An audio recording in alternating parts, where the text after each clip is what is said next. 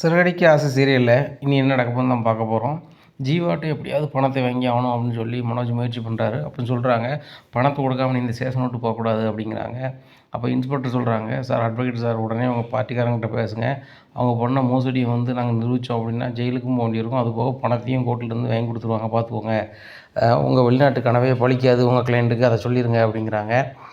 உடனே சரி சார், நான் எங்கள் பார்ட்டிகிட்ட பேசிட்டு உங்களுக்கு சொல்கிறேன் அப்படின்ட்டு இருக்காங்க.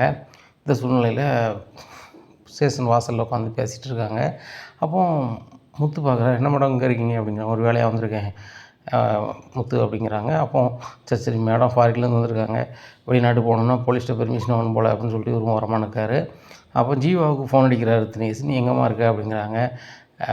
டியர், நான் உன்னை கல்யாணம் முடிச்சுட்டு கனடா கூப்பிட்டு போகணுன்னு நினச்சேன். நீ என் முன்னாள் காதலன் மனோஜும் அப்போ அவங்க ஒய்ஃபு ரோகிணியும் என் மேலே கம்ப்ளைண்ட் கொடுத்தாங்க அப்படிங்க. என்ன சொல்கிற, அந்த ரோஹிணி உன் மேலே கம்ப்ளைண்ட் கொடுத்தாளா? என் வாழ்க்கையும் கெடுத்துட்டு உன் வாழ்க்கையும் கெடுக்காளா? என்ன சொல்கிற டியர் அப்படிங்கிறாங்க. என் வாழ்க்கையை கெடுத்து அந்த ரோஹிணி தான், அவளே பெரிய ஃப்ராடு. அவள் எப்படி உன் மேலே கம்ப்ளைண்ட் கொடுக்கலாம்? வா, நான் வாரேன், அவன் மேலே நான் கம்ப்ளைண்ட் கொடுக்குறேன் அப்படிங்கிறாங்க. ஒன்று என்ன டியர் சொல்கிற அப்படிங்கிறாங்க. ஆமாம், அவள் ஏற்கனவே கல்யாணம் முடிஞ்சு பிள்ளை இருக்குது, அவள் ஏமாற்றி தான் அந்த தினேஷ் அந்த மனோஜியை கல்யாணம் முடிச்சிருக்கா. நாங்கள் வந்துக்கிட்டே இருக்கேன் அப்படிங்கிறாங்க. உடனே ரைட்டு, சூப்பர், வாய்ப்பு கிடச்சிருச்சு அப்படின்னு சொல்லிட்டு நேராக அட்வொகேட்டை சொல்கிறாங்க. சார், இந்த மாதிரி அந்த ரோஹிணியே சரியான ஃப்ராடு, அதை நீங்கள் இன்ஸ்பெக்டர்கிட்ட பேசுங்க, அவள் தெரிச்சு ஓடிடுவா. அவள் சப்போர்ட்டால் தான் மனோஜ் ஸ்டேஷனில் உட்காந்துட்ருக்கான். இப்போ இந்த கதையை உள்ளே சொன்னீங்க அப்படின்னா மனோஜ் கலைஞ்சி வெளில போயிடுவான் அப்படின்னுட்டு இருக்காங்க. நேராக ஸ்டேஷனுக்குள்ளே போகிறார் அட்வொகேட். போயிட்டு, சார் இந்த மாதிரி மனோஜ் கூட இருக்க பொண்ணு ஒரு மோசடி பொண்ணு, அவங்க சொல்கிறது எதுவுமே உண்மை இல்லை அப்படிங்கிறாங்க. எப்படி சொல்கிறீங்க அப்படிங்கிறாங்க. இந்த பொண்ணு பேர் கல்யாணி, உண்மையான பேர் இந்த பொண்ணு பேர் கல்யாணி தான், இப்போ ரோஹிணின்னு சொல்லிட்டு எல்லோரும் ஏமாற்றிட்டுருக்கா அப்படிங்கிறாங்க. இதை கேட்ட ரோஹிணிக்கு ரொம்பவே ஷாக்காக இருக்குது. இந்த அட்வொகேட்டுக்கு எப்படி தெரியும் இப்படி சொல்லிட்டாரு அப்படின்னு சொல்லிட்டு, சார் இதெல்லாம் அவங்க ஒரு வேண்டாதைக்கு சொல்கிறாங்க சார் அப்படிங்கிறாங்க. ஒன்றும் இல்லை, தினேஷுங்கிற ஒரு ஆதாரத்தோட இப்போ நிரூபிப்பார் சார், ஒரு 1/2 ஹவரில் அப்படிங்கிறாங்க. இதை கேட்ட ரோஹிணிக்கு முகமெல்லாம் வேர்த்து போகுது. மனோஜ் அப்படிலாம் ஒன்றும் இல்லை, அவர் போய் சொல்கிறார், எனக்கு கல்யாணமே ஆகலை, குழந்தை எதுவும் இல்லை அப்படிங்கிறாங்க. என்ன ரோஹிணி சொல்கிற, உண்மையாக அப்படி அப்படிங்கிறாங்க. என்ன தம்பி உங்களுக்கு தெரியாமல் பேசிகிட்டு இருக்கீங்க அப்படிங்கிறாங்க. எனக்கு உண்மையிலே தெரியாது சார், இவன் மலேசியாக்காரி சார் அப்படிங்கிறாங்க. மலேசியாக்காரியா? இவன் குமரிப்பாளையம் தம்பி, இப்போ கொஞ்ச நேரத்தில் உங்களுக்கு ஆதாரப்பூர்வமாக நிரூபிக்கும் பாருங்களேன், அவளுடைய ஒரிஜினல் ஆவணமே எங்கிட்ட இருக்குது அப்படிங்கிறாங்க. இதை கேட்ட ரோஹிணிக்கு முகமெல்லாம் வேர்த்து பூத்து ஊற்றிடுது. ஆகா, இவங்க ஏதாவது சொன்னாங்கன்னாக்க போலீஸ் நம்மளை விசாரிக்க ஆரம்பிச்சிடுவாங்க, நம்மளை வேறு மலேசியாவிலேருந்து வந்திருக்கோன்னு சொல்லிட்டு ஏமாத்தலாம் செஞ்சுருக்கோம், உன்னுடைய பாஸ்போர்ட் எடு, விசாவை காமின்னு சொன்னால் மாட்டிக்குவோமே அப்படின்னு சொல்லிட்டு முடிக்காங்க. சரி மனோஜ், கொஞ்சம் எனக்கு ஒரு மாதிரி இருக்குது, வெளியே போகணும் அப்படிங்கிறாங்க. என்ன ரோஹிணி சொல்கிற அப்படிங்கிறாங்க. எனக்கு தலை சுற்றுது, இவங்க தேவையில்லாமல் பேசுகிறாங்க, எனக்கு மனசு உளைச்சல தராங்க அப்படி இப்படின்ட்டு இருக்காங்க. ரோஹிணி, பணத்தை வாங்கிட்டு தான் இங்கேருந்து போகணும் அப்படிங்கிறாங்க. ஸ்டேஷன்லேருந்து வெளியே அதை பார்த்த மனோஜை பார்த்துட்டு, என்னடா மனோஜ் இங்கே இருக்க அப்படிங்கிறாங்க. மனோஜ் நினைக்காரு, நம்ம உண்மையை சொன்னோம்னா முத்துலாம் பணத்தை வாங்கிட்டு போயிடும், அதனால் நம்ம உண்மையை சொல்லக்கூடாது அப்படின்னு நினைக்காரு. உடனே ரோஹிணி முகமும் ஒரு மாதிரி இருக்குது. என்னடா ரோஹிணி, நீயும் உள்ளே போய்ட்டு வரீங்க, என்னடா கதை அப்படிங்கிறாங்க. ஒன்றும் இல்லை, நீங்கள் எதுக்கு இங்கே நிற்கிங்க அப்படின்னு கேட்குறாரு சும்மையாக சமாளிச்சுக்கிட்டு. மீனா நோ பார்க்கிங்கில் பைக் விட்டால் தான் நிற்கும் அப்படிங்கிறாங்க. பைக்கு சீக்கிரம் வாங்கு, நான் எதுக்கு வந்தேன் அப்படிங்கிறத கொஞ்சம் வீட்டில் நான் சொல்கிறேன் அப்படிங்கிறாங்க. உடனே ரோஹிணி பையை மனோஜ் ஒரு ஆட்டோ எடுத்து நம்ம கிளம்புவோம் அப்படிங்கிறாங்க. என்ன ரோஹிணி சொல்கிற, ஜீவா ஸ்டேஷனுக்கா நீ வீட்டுக்கு போகணுங்க அப்படிங்கிறாங்க. இல்லை, அவள் வேறு மாதிரி லைன் பண்ணுறா, உன் மேலே பெட்டிஷன் கொடுக்க பார்க்குறா அப்படிங்க. என்ன சொல்கிற ரோஹிணி அப்படிங்கிறாங்க. ஆமாம், அவங்க அட்வொகேட்டாக தான் மாற்றி கீற்றி சொல்லிகிட்டு இருக்காங்க, அங்கே இருக்க சூழ்நிலை பூரா அவனுக்கு தெரியலையா அப்படிங்கிறாங்க. அப்படிலாம் ஒன்றும் தெரியலையா அப்படிங்கிறாங்க. இல்லை இல்லை, அவள் கூட நீ வாழ்ந்துருக்க, ஒரு வருஷத்துக்கு மேலே வாழ்ந்துருக்க, அவள் ஒரு முறை ஒரு மாதிரி மாதமானாலாம், அதை கூட அவள் வச்சிருக்கான்னு சொல்லி பேசுகிறாங்க அப்படிங்கிறாங்க. என்ன சொல்கிற ரோஹிணி அப்படிங்கிறாங்க. சரி ரோஹிணி, ஆட்டோவில் நம்ம கிளம்பிடுவோம் அப்படின்னு சொல்லிட்டு ஆட்டோவில் கிளம்பிடுறாங்க. இந்த சூழ்நிலையில் ஸ்டேஷனில் முன்னாடி பேசிகிட்டு இருக்காங்க. பார்த்தீங்களா எப்படி ஓட வச்சோம் பார்த்தீங்களா, அந்த ரோஹிணியை பற்றி பேசணுன்னா ஓடிட்டோம் பார்த்தீங்களா அப்படின்னுட்டு இருக்காங்க. இதை கேட்ட முத்துக்கு, ஏன் இந்த ஜீவா ரோஹிணி பற்றி பேசுகிறாங்க அப்படின்னு சொல்லிட்டு அப்படி முத்து கேட்குறாங்க. அந்த மனோஜோட பணம் 27 லட்ச ரூபா எடுத்துகிட்டு நான் கனடா போனேன், இன்றைக்கி தொழில் பண்ணேன், ஜெயித்தேன். ஏன்னா அதை கொடுக்கணும்னு நினச்சா கூட அவங்க என்கிட்ட பண்பாக கேட்டால் தான் கொடுப்பேன். இவங்க போலீஸ் ஸ்டேஷனில் போய் கம்ப்ளைண்ட் பண்ணால் நான் கொடுத்துருவேனா? ஒரு காலமும் நடக்காது அப்படின்னுட்டு இருக்காங்க. இதை கேட்ட முத்துக்கு ரொம்பவே ஷாக் ஆகிடுது. மேடம் நீங்கள் என்ன சொன்னீங்க அப்படிங்கிறாங்க. ஒன்றுமில்ல முத்து அப்படிங்கிறாங்க. மேடம், மனோஜ் என்னோட அண்ணன், ரோஹிணி எங்களோட அண்ணன் ரொம்பவே ஷாக் ஆகிடுறாங்க. ஜீவா, இங்கே பாருங்கள், அவங்ககிட்ட நீங்கள் வாங்கின பணம் எங்கள் அப்பா பணம், அந்த பொண்ணு ஃப்ராடு அப்படிங்கிறது எனக்கு 100% தெரியும், அவனுக்கு தெரியாமல் இருக்கான், அவ்வளோதான். எனக்கு எங்கள் அப்பாவோட பணம் எனக்கு வேணும் அப்படிங்கிறாங்க. உடனே முத்து நீங்கள் என்ன பேசிகிட்டு இருக்கீங்க அப்படிங்கிறாங்க. எங்கள் அப்பா பணம் எனக்கு வேணும் புரியலையா மேடம், மனோஜ்கிட்ட ஏமாத்தின பணம் எங்களுக்கு வேணும் அப்படிங்கிறாங்க. உடனே தர முடியாது வைக்க முடியாது அப்படிங்கிறாங்க. மேடம் தர முடியாது வைக்க முடியாது என்ன நடக்குதே வேறு, நான் உங்களுக்கு மரியாதை கொடுத்து பேசிகிட்டு இருக்கேன் சரிங்களா அப்படின்ட்டு இருக்காங்க. தம்பி நீ எங்கே நின்று பேசிகிட்டு இருக்க தெரியுமா அப்படிங்கிறாரு அட்வொகேட். சார் நான் எங்கே நின்று பேசிக்கிட்டு இருக்கேன், என்ன பேசிகிட்டு இருக்கேன்னு எனக்கு தெரியும், உங்களுக்கு நான் மரியாதை கொடுக்குறேன், சட்டத்துக்கு மரியாதை கொடுக்குறேன். எங்கள் அப்பா பணம் எனக்கு வேணும் சார், இல்லை நடக்குதே வேறு, அவங்க ஃபாரின் போய்கிட முடியாது, இந்த மேடம் எங்கெங்கெல்லாம் அம்மா இவங்க வந்து சொத்து வாங்கினாங்க வச்சாங்க எல்லா விவரமும் எனக்கு தெரியும், நான் தான் அவங்களுக்கு கொஞ்சம் நாளாக டிரைவராக இருந்தேன், கார் நான் தான் கொண்டு போனேன் அப்படிங்கிறாங்க. இதை கேட்ட ஜீவாவுக்கு ஆகா நம்ம சொத்து வாங்கி போட்ட இடம்பெல்லாம் தெரியுமே, நம்ம மோசடி பண்ணிட்டோம் வச்சுட்டோன்னு நிரூபிச்சிட்டான்னா அந்த சொத்துலாம் லாக் ஆயிருமா, நம்மளும் ஃபாரின் போக முடியாது அப்படின்னு சொல்லிட்டு, சரி முத்து நான் பணம் தந்துடுறேன், நான் சொல்லுற இடத்துக்கு நீ வாங்க அப்படிங்கிறாங்க. ஒரு நிமிஷம் இருங்க என் வீட்டம்மா பைக்குள்ளே இருக்கு, நான் ஃபைன் கட்டி வாங்கிட்டு வந்துடுறேன் அப்படின்னு சொல்கிறாங்க. இவங்க வெயிட் பண்ணுறாங்க. நேராக போய் ஃபைனை கட்டுறாரு. பைக் எடுத்துக்கிட்டு மீனா நீ வீட்டுக்கு போனால் வரேன் அப்படின்னு சொல்லிட்டு நேராக அவங்க பின்னாடியே போகிறாங்க. எங்க இவ்வளோ பிரச்சனை இருக்குது, நீங்கள் தனியாக போகிறீங்களேங்க அப்படின்னு ஃபோன் அடிக்கிறாங்க. மீனா வீட்டில் எதுவுமே சொல்லாத, நான் பணத்தோடு வரேன் அப்படின்னு சொல்கிறாரு. நேராக லாட்ஜுக்கு போகிறாங்க. அங்கே போனால் நான் பணத்தை எண்ணி கொடுக்காங்க முத்துட்ட. முத்து பேக்கில் பணத்தை வாங்கிட்டு நேராக கொண்டு வீட்டில் அண்ணாமல்கிட்ட கொடுக்குறாங்க. எப்பா அவங்க 27 லட்ச ரூபா பணம்பா அப்படிங்கிறாங்க. இதை பார்த்தா ரோஹிணிக்கும் மனோஜுக்கும் பயங்கர ஷாக்கு. ரோஹிணி ஒரு மாதிரி இருக்காங்க, மனோஜும் ஒரு மாதிரி இருக்காங்க. மனோஜுக்கு பயங்கர குழப்பமாக இருக்குது. இவங்கள வேறு ஸ்டேஷனில் வந்து கல்யாணின்னு சொல்கிறாங்க, பிள்ளை வேறு இருக்குது கல்யாணம் முடிஞ்சுன்னு சொல்கிறாங்கன்னு சொல்லிட்டு ரொம்ப குழப்பத்தில் இருக்காங்க. உடனே இதை பார்த்த விஜயா சிரிக்காங்க. டேய் மனோஜ் உனக்கு வந்து தொழில் பண்ண பணம் வந்துட்டுடா அப்படின்னு சொல்லிட்டு சொல்கிறாங்க. மனோஜ் முகத்தில் அருளே இல்லை. ரோஹிணியும் ஒரு மாதிரி இருக்காங்க. என்ன 2 பேரும் ஒரு மாதிரி இருக்கீங்க அப்படிங்கிறாங்க. உடனே ஒன்றுமில்ல ஆண்டி விரதம் இருக்கோம்ல தான் அப்படிங்கிறாங்க. மனோஜும் அம்மா அப்படி இருக்காங்க அப்படிங்கிறாங்க. இல்லை நான் சாப்பிடாம வைக்காமல் இருக்கோம்ல அதனால் அவர் நீ இப்படி இருக்கியேன்னு சொல்லிட்டு ஃபீல் பண்ணிகிட்ருக்காரு அப்படிங்கிறாங்க. நீங்கள் விரதம் இருக்க நேரம் பார்த்தீங்களா, போன வந்துடுச்சு, நீ வந்த நேரம் ரோஹிணி அப்படிங்கிறாங்க. உடனே அண்ணாமலை சொல்கிறாங்க பணத்தை வாங்கிட்டு வந்தது முத்து, எப்படி வாங்கிட்டு வந்தான் எது வாங்கிட்டு வந்தான்னு கேட்போம் அப்படிங்கிறாங்க. உடனே எப்படி வாங்கிட்டு வந்தேன் எது வாங்கிட்டு வந்தேன்னு சொல்லாதாங்கப்பா, அவன்கிட்ட ஏமாத்தின பொண்ணுகிட்ட பணத்தை வாங்கியாச்சு அப்படிங்கிறாங்க. ஒன்று என்னடா மனோஜ் வாங்கிட்டாங்கன்னு சொல்கிறாங்க, அந்த பொண்ணு வேறு நீ கனடாவில் இருக்குன்னு சொன்னேன் அப்படிங்கிறாங்க. ஆமாப்பா கனடாவில் இருந்தா இந்தியா வந்துட்டு அவன் ஸ்டேஷனுக்கு வந்திருந்தா, நாங்கள் பேசிகிட்டு இருந்தது முத்து கட்டுருப்போம்னு நினைக்கிறேன், ஸ்டேஷனில் போலீஸ் சொல்லி வாங்கிட்டு வந்திருக்கான் அப்படிங்கிறாங்க. நீ இதை சொல்லவே இல்லை அப்படிங்கிறாங்க. இல்லைப்பா எனக்கு ஒரு மன அழுத்தம் இருந்துச்சு அப்படிங்கிறாங்க. என்ன மன அழுத்தம் அப்படிங்கிறாங்க.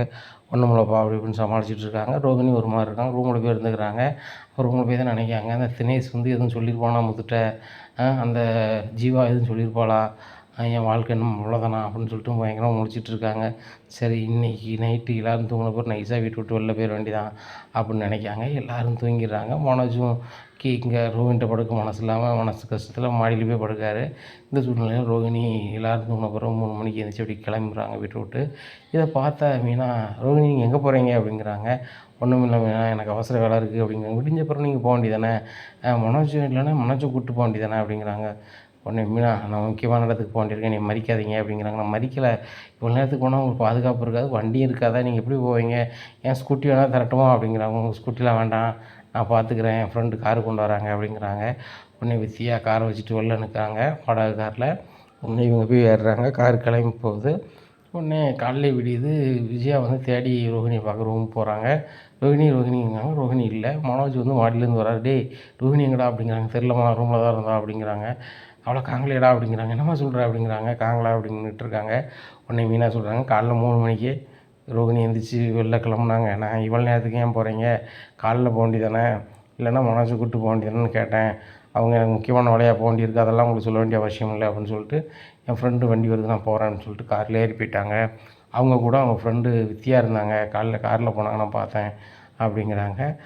நேராக விஜயா வந்து ஃபோன் அடிச்சுட்டே இருக்காங்க. ரோஹிணி சுவிட்ச் ஆஃப்னு வருது அப்படிங்கிறாங்க. உடனே மனோஜ் வந்து விஜயாட்ட சொல்கிறாங்க, அம்மா உங்கள்கிட்ட கொஞ்சம் தனியாக பேசணும் அப்படிங்கிறாங்க. என்னடா அப்படிங்கிறாங்க. நீ கொஞ்சம் ரூமுக்கு வாங்கம்மா அப்படிங்கிறாங்க. நீ ரூமுக்கு போகிறாங்க. சொல்லு அப்படிங்கிறாங்க. இந்த மாதிரி ஸ்டேஷனுக்கு போயிருந்தோம்மா, அந்த ஜீவாவை பார்க்க, அவள் பணம் ஒரு தாரா வைக்கான்னு சொல்லிட்டு பேசிகிட்டு இருந்தோம். இந்த சூழ்நிலையில் அவங்க அட்வொகேட் சொல்கிறாங்க, ரோஹிணியை பார்த்து உங்கள் பேர் ரோஹிணி இல்லை, உங்கள் பேர் கல்யாணி, உனக்கு ஏற்கனவே கல்யாணம் முடிஞ்ச பிள்ளை இருக்குது, நீ ஃபாரின் கிடையாது ஒன்றும் கிடையாது, லோக்கலில் தானே, இந்த மனோஜ் ஏமாத்தானே கல்யாணம் முடிச்ச, நீ வந்து இங்கே வந்து நியாயம் பேசிகிட்டு இருக்கியா அப்படின்னு கேட்டாங்கம்மா. அப்போ திடீர்னு மயக்கம் வருதுன்ட்டா ரோகிணி. நானும் இப்போ மயக்கம் வருதுங்களான்ட்டு வெளியே வந்தேன்.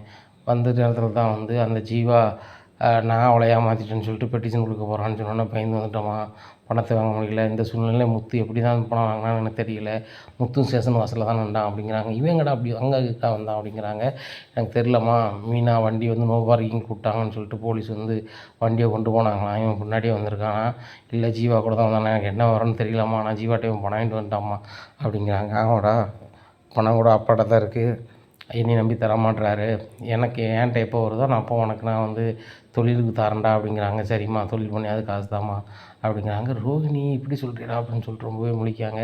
சரிடா, என்கிட்ட சொன்னது யார்ட்டையும் சொல்லலை அப்படிங்கிறாங்க. யார்ட்டையும் சொல்லலை அப்படிங்கிறாங்க. நீ யார்ட்டையும் சொல்லிடாத, இந்த விஷயம் முத்துக்கோ மீனாக்கோ தெரிஞ்சுன்னா பெரிய பிரச்சனை ஆயிரும் அப்படிங்கிறாங்க. யார்ட்டையும் சொல்லலாமா, நீ தான் நைஸாக விசாரிக்கணுமா, அவட்ட கேட்கணும் அப்படிங்கிறாங்க.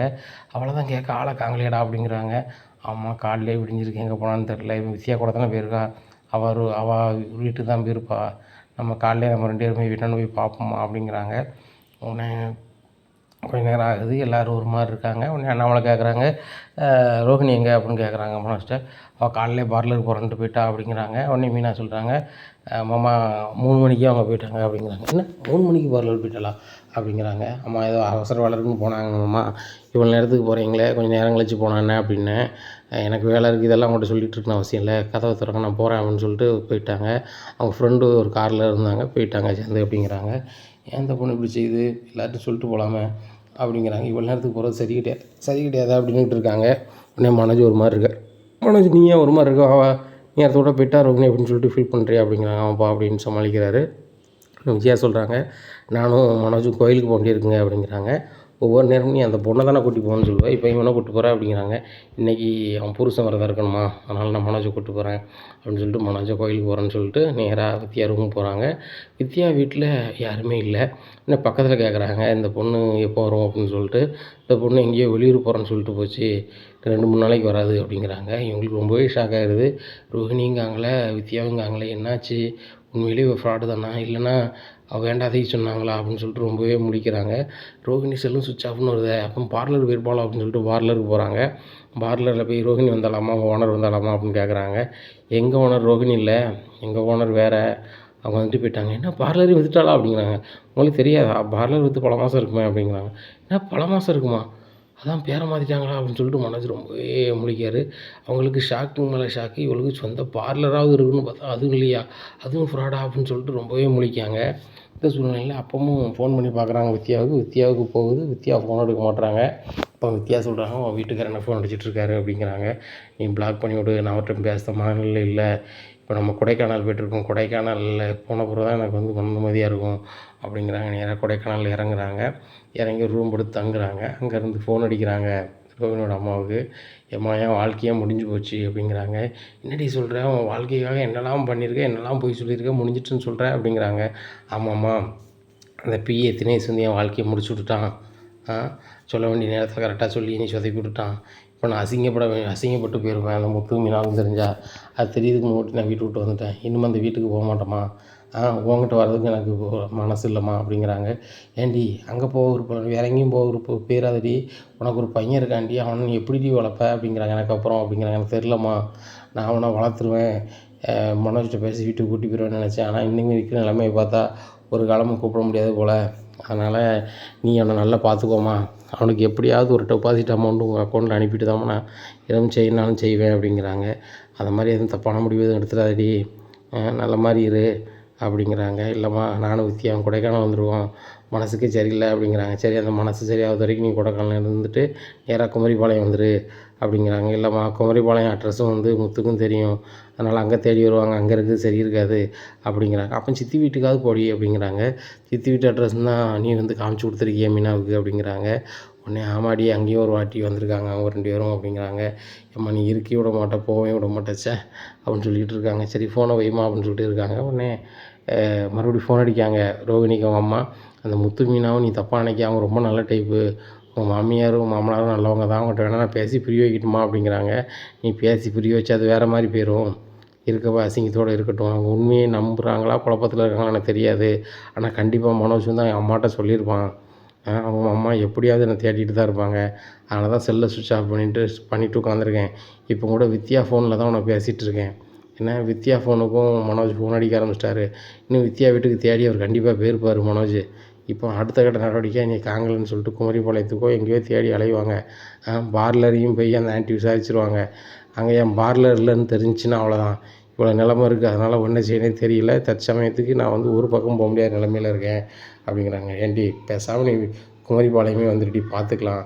நான் பையன் பேசி முத்து மீனாட்டையும் பையன் பேசி எங்கள் பாட்டிகிட்டையும் பேசி புரிய வைக்கிறேன் அப்படிங்கிறாங்க.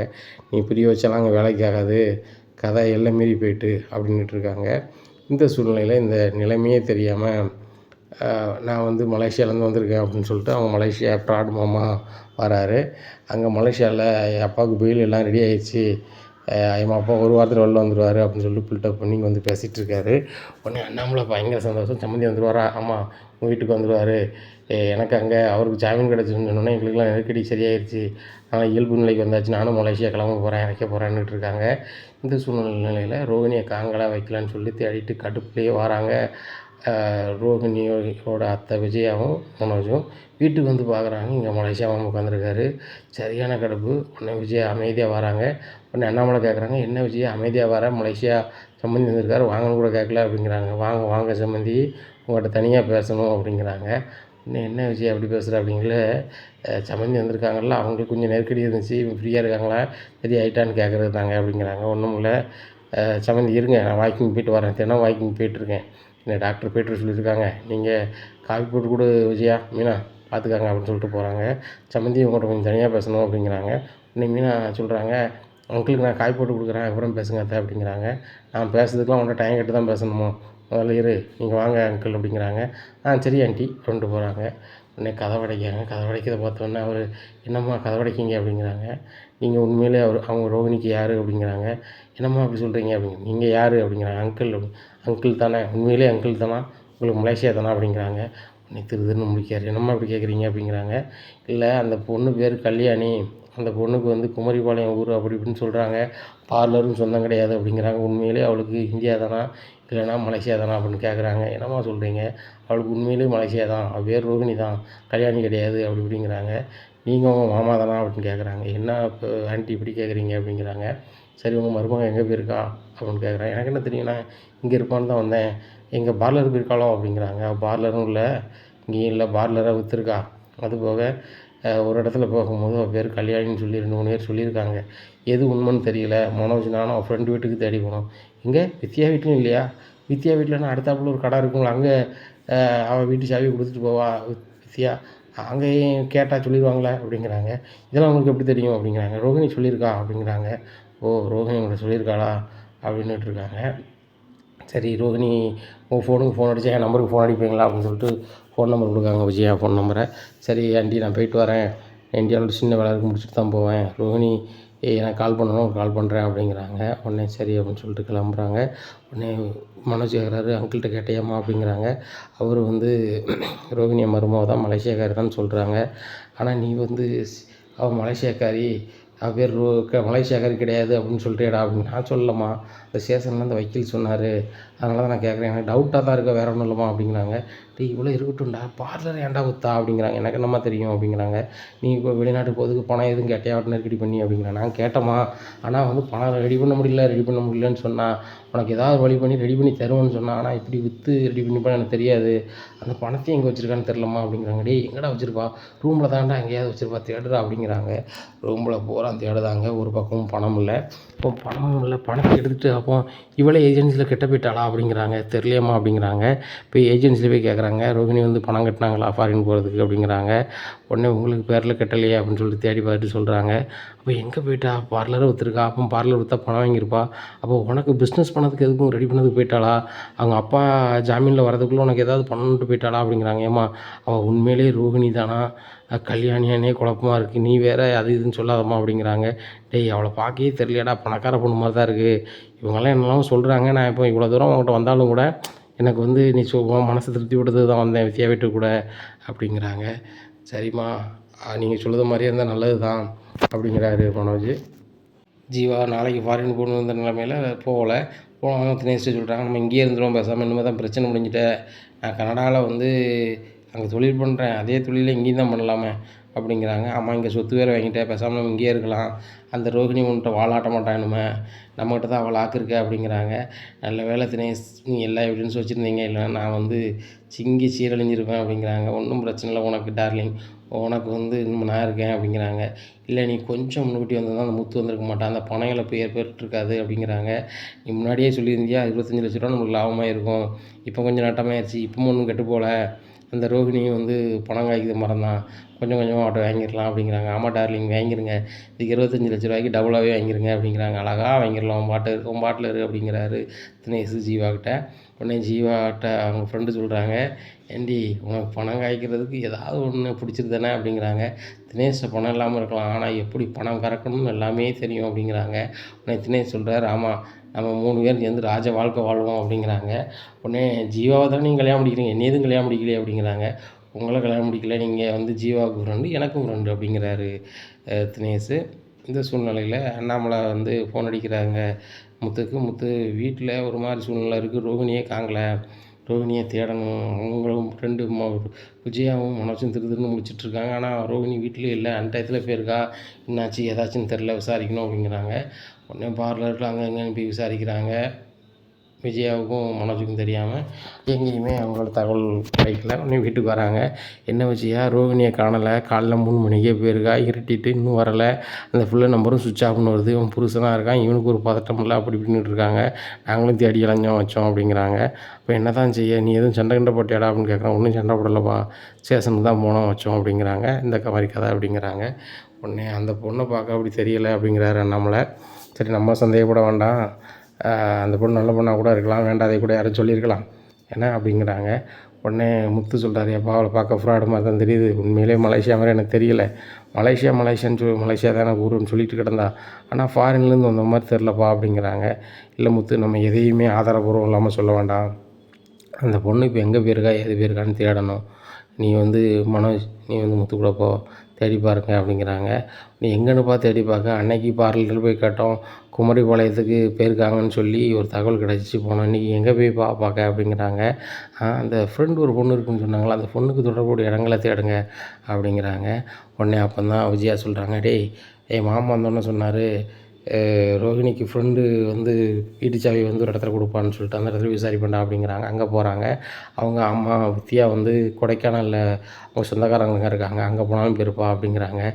கொடைக்கானலா அப்படின்னு சொல்லிட்டு கொடைக்கானல் தேடி போகிறாங்க.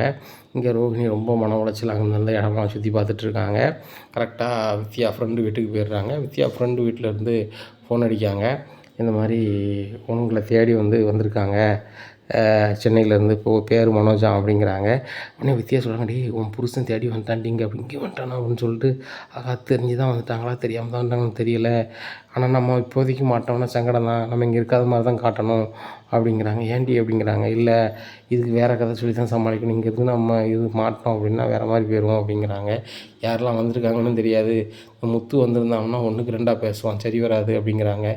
என்னடி அப்படிங்கிறாங்க. அங்கேருந்து டபார்னு நேராக ஊட்டி போயிடுறாங்க.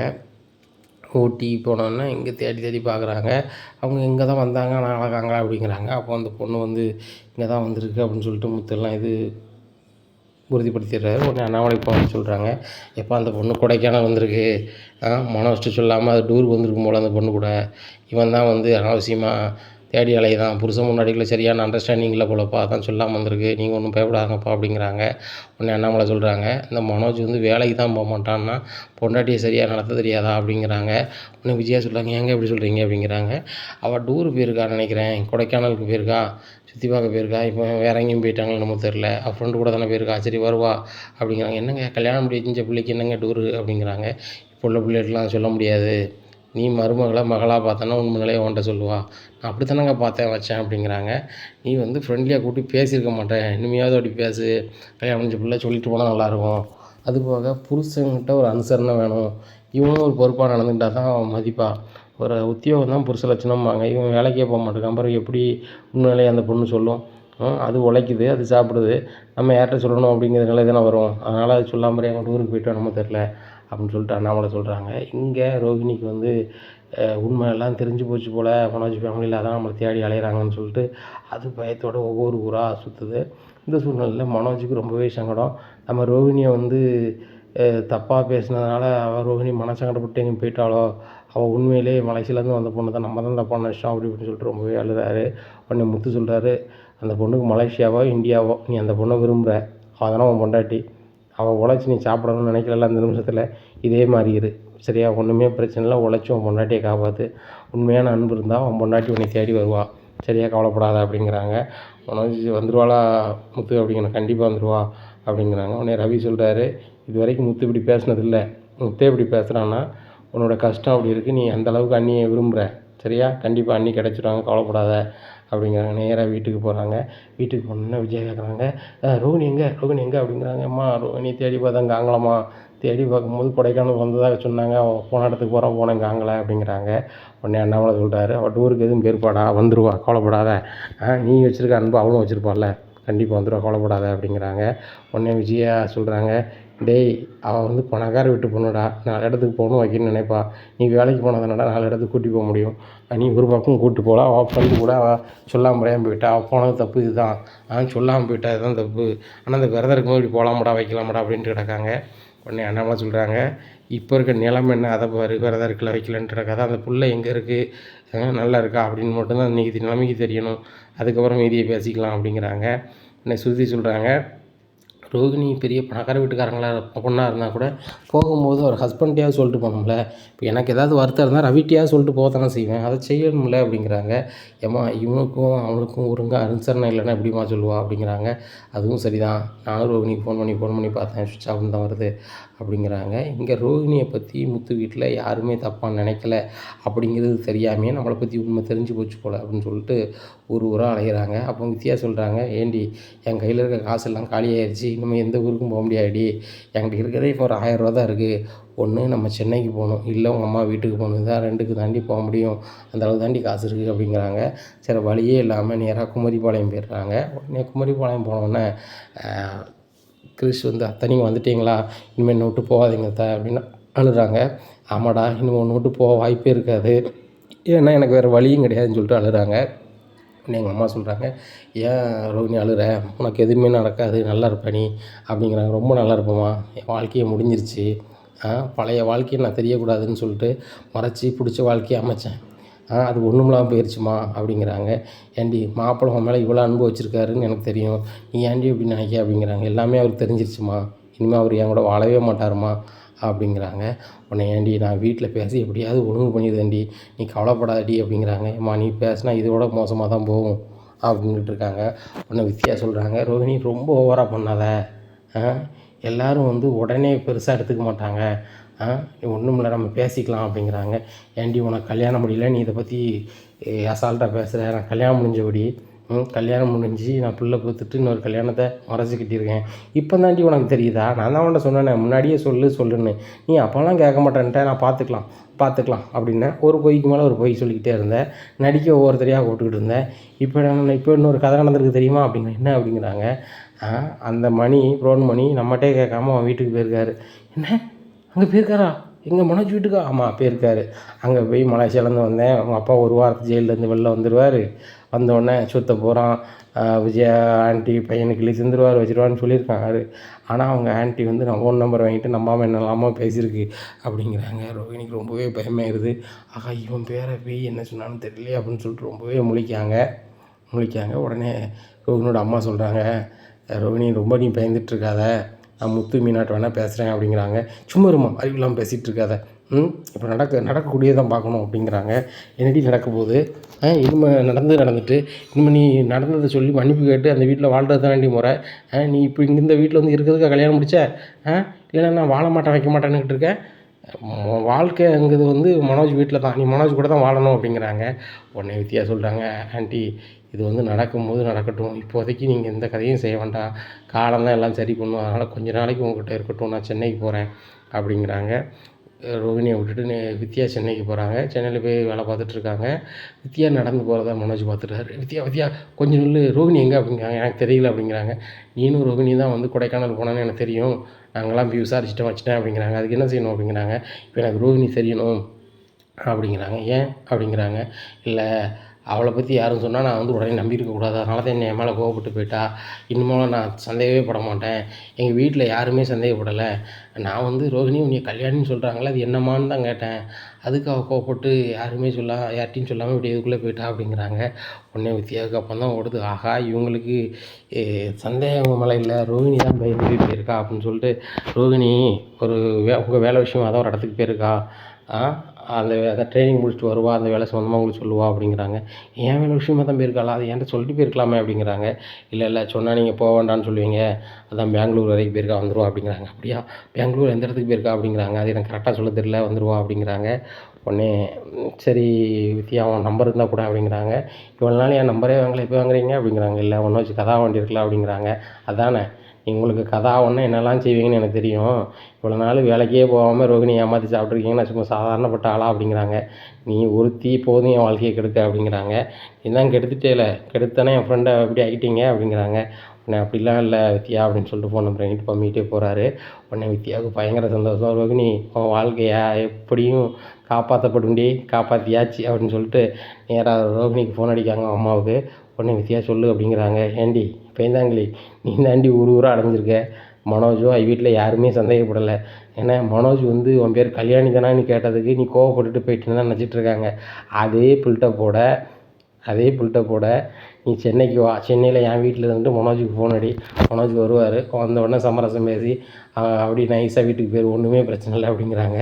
ஏண்டி உண்மையை தான் சொல்கிறியா அப்படிங்கிற. உண்மையை தாண்டி சொல்கிறேன், ஒன்றும் பிரச்சனை இல்லை, இவன் பாட்டில் என் வீட்டுக்கு வா சரியா. வீட்டுக்கு வந்துட்டு அங்கேருந்து மனோஜுக்கு ஃபோன் அடி, மனோஜ் என் வீட்டுக்கு வருவார்.